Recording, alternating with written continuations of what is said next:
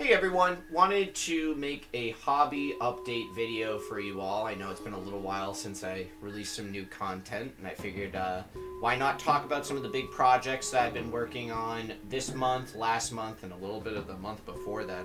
Haven't updated you all in a little bit. So one of the things that I've been doing is getting a Blood Bowl team together. As you can see here, this is the Knights of the Waffle House's Blood Bowl team. If you've been around the channel for a little while, you'll know I have a Warhammer army that's like all halflings, and they are the Knights of the Waffle House. And I thought it'd be kind of cool if the army's basically like chef division during their off time when they're not making food for the army, they gotta like play in the Blood Bowl League, and maybe some of the knights and stuff of the actual Waffle House are playing in the league. As you can see here, I like treemen, they're cool, but I always thought it was a little bit weird that halflings had treemen instead of ogres in Blood Bowl. Just because, like, their provenance in the Empire, I'm sure the lore is a little bit different for Blood Bowl, but, like, in Warhammer, they are, like, part of this provenance of the Empire, and they do spread out a little bit more than that, but I think, like, for the most part, they're kind of from there, and the Moot Lands, and normally you have ogres of the Moot Lands that are, like, friends of the halflings, because ogres have a big appetite, and halflings are always making food, so they have, like, kind of a natural synergy together. The ogres protect the halflings, and the halflings feed the ogres. So I wanted to like keep that going. These are my tree men. Obviously, you can't. I'm new to Blood Bowl. I don't think you can have ogres in a Blood Bowl team. So that's kind of my long-winded explanation as to why I have these 3 waffle maidens here instead of proper tree men. But I think they're really cool. I'll go a little bit into an explanation of the army and stuff here. But yeah, I wanted to explain the theme of the army to you all, and like why they've all got little like waffle helmets and they're serving waffles and all that stuff. Again too, I won't go like too in depth into the actual army and stuff because I've done like 2 other hobby update videos just on my like Knights of the Waffle House, but haven't talked about this Blood Bowl team yet, so let's go a little bit into that. We got like a catcher here. I have a camera going on the side here, so I'm gonna just kind of be showing that on here so you all can get a bit of a better view of everything. We got our halfling catcher. He actually died on his second game, so I have to hire a new one. We got this guy. I can't remember what they're called. I think a hefty. It's basically like your lineman for the halflings. This guy's actually done pretty well. An apothecary had to bring him back on his second game, but yeah, he's got like a skill or 2. I think he's got block. So he's actually a pretty good little tough halfling boy, and he did well on his first game, and then, like I said, he almost got killed on his second game, but he came back and he held up strong for the whole rest of the game. And most of these other guys are all just kind of linemen. You go through a lot of halflings, I've noticed, when you play this game. They tend to get killed often, so I wanted to have like a lot of additional halflings if needed. We got some with like little chickens, like waffles and chicken, and they got their like little waffle there. And then I'll just talk about the waffle maidens really quick. I got a bunch of stuff to show for this hobby video, so go into the waffle maidens really quick. I found these 3D files for free online for Blood Bowl ogres, and they were all ladies, and they kind of had a bit of a samurai Japanese theme. And if you are, again, a long time kind of viewer of the channel, you'll know I have like a whole Japanese ogre samurai theme going on. So I was like, oh, that's really cool. I'm probably gonna use these in my actual army, but I wanted some Blood Bowl ogres, and they have the poses that I wanted. So what I did was I added like tons of different bits to kind of cover up their like samurai layer armor. I replaced their heads with like classic helmets, so they look a little bit more like knights than samurai. And yeah, that's how we got the waffle maidens here. They have some cool stuff going on that I'll try to show you all. Prayer seals and stuff that you kind of see on like knights and space marines and all that stuff, so they have that stuff going on. But I also did here, I'm gonna have to show it on this camera because the main one's probably not gonna pick up on it, but I did like a little waffle recipe thing too on their prayer seal, which is kind of cool. Obviously everyone's got numbers and stuff, so they have numbers like on the front, They have it on the back as well. And yeah, I tried to do like the classic goblin green kind of bases for these, and then some of them have like the little field lines and stuff painted on there, as you can see, but not really all of them, just kind of like a cool thing I saw some other people doing with their halflings. And yeah, that is going to cover the halfling team here, the Knights of the Waffle House. Just to give a quick little summary, their first game they tied against a I can't remember what the actual team's called, but they're basically like the Garden Gnomes of Blood Bowl. So they went up against them, tied against them. Actually, they won their first game against the Garden Gnomes.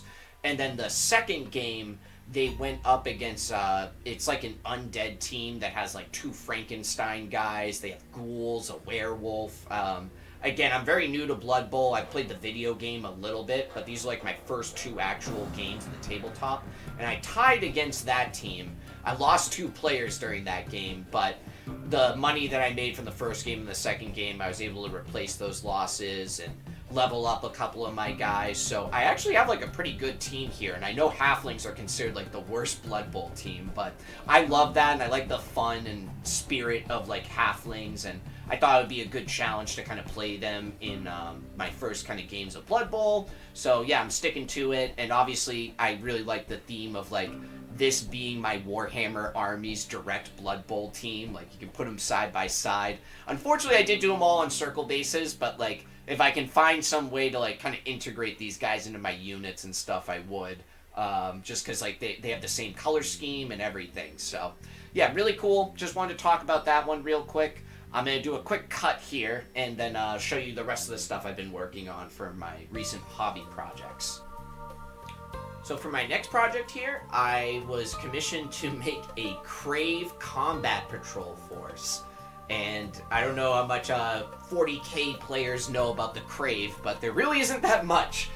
Basically, there's like a couple of chapters in like Space Marine codexes talking about them fighting the Khrave.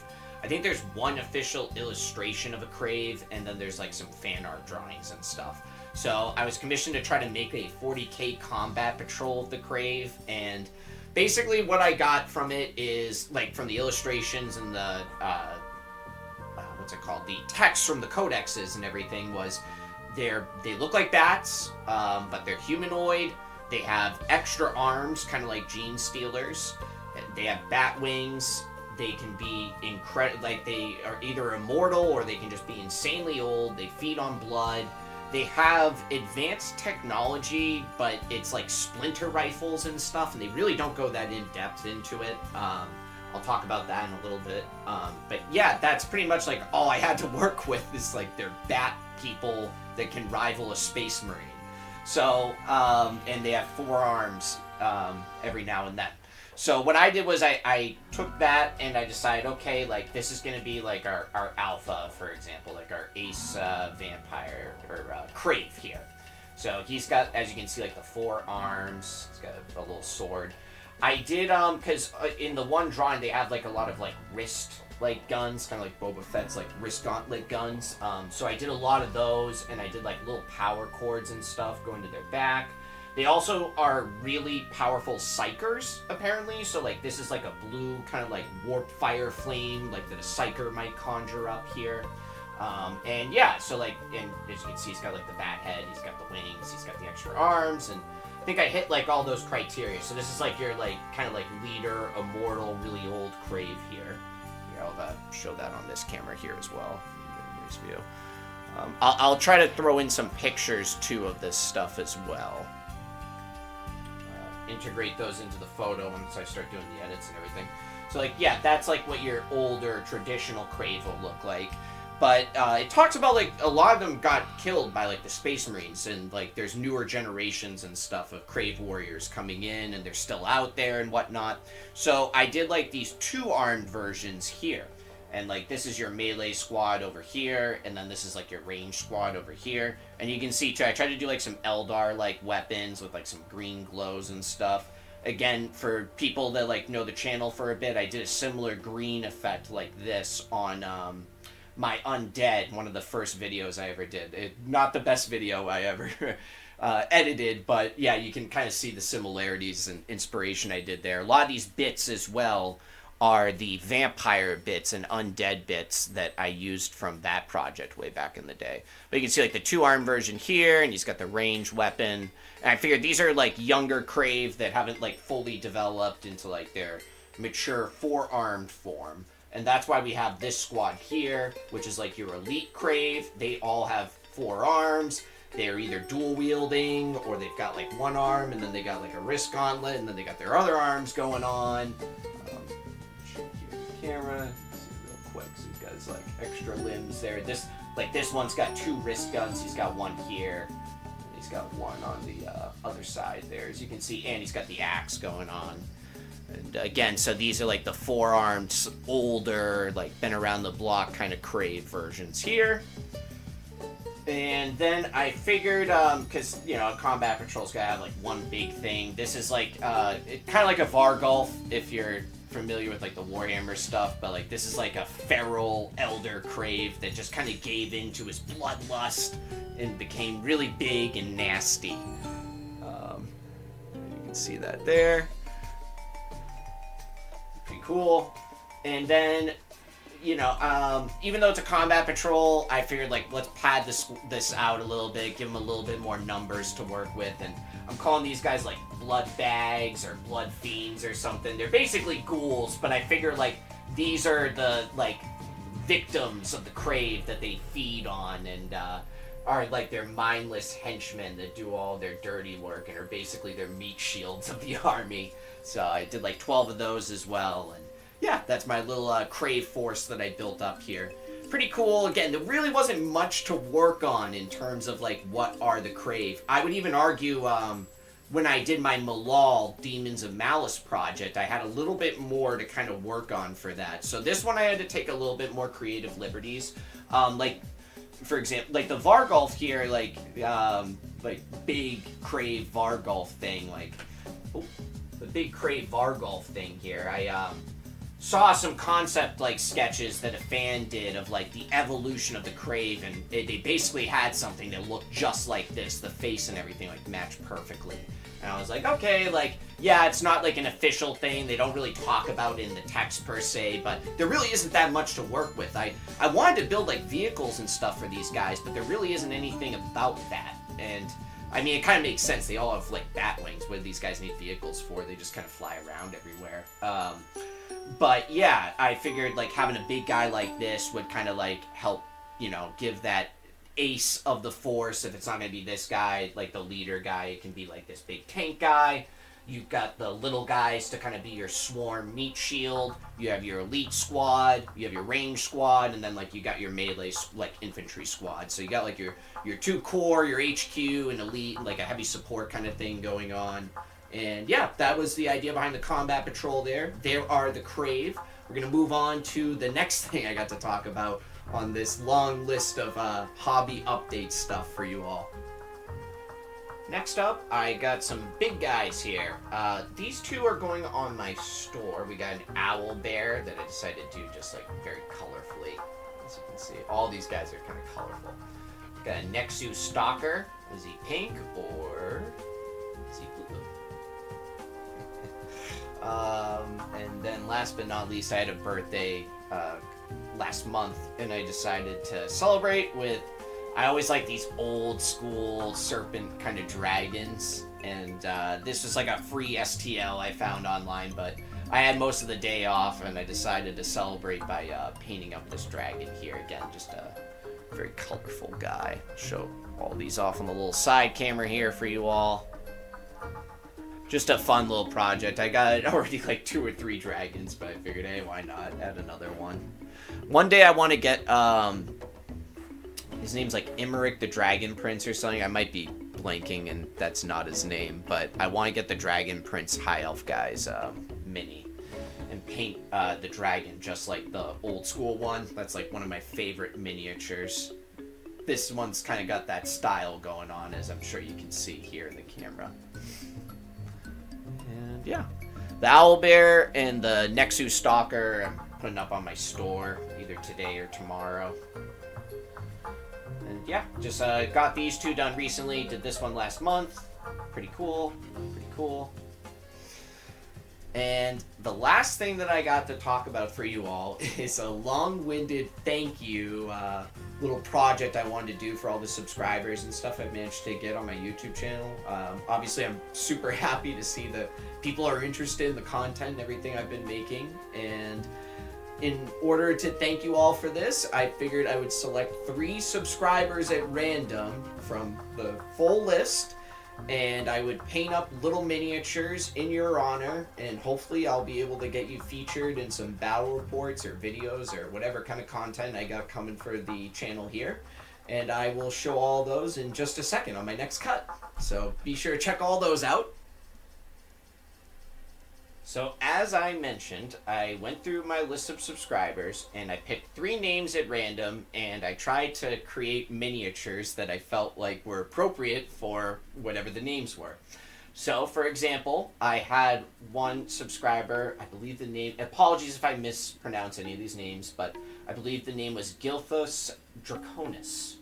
And they had a Shadow Warrior, or Shadow Warrior for like high elves if you play the army. Profile picture, and this is like one of the first miniatures I like bought when I was a kid. It was this and like a Swordmaster blister pack and the Knights of the Realm like 2-pack thing. Those are like the first 3 or 4 purchases I ever made for Warhammer. And I painted that fellow up in honor of Gilthus Draconis. There you are, sir. You have a personal avatar amongst my ranks. And as I said, Small's got a bit of history, so I hope you enjoy it. And yeah, I always love these old school like metal style models. I'm a big fan of them. Even though I will say, like when I put him up next to the halfling and stuff, he looks a little bit small. So maybe I should have elevated him a little bit. But it's kind of the times. That's what they call scale creep, I suppose. Show that off on this camera here, so you can see him there. Pretty cool. And then my next one is for Dylan the Fifth. Old Dylan did not really have too much going on. He didn't have a profile picture or anything, and I figured why not make you a proud halfling pantry guard amongst my great sword unit. I gave you a little bit more flair than the typical one. You've got a yellow hat.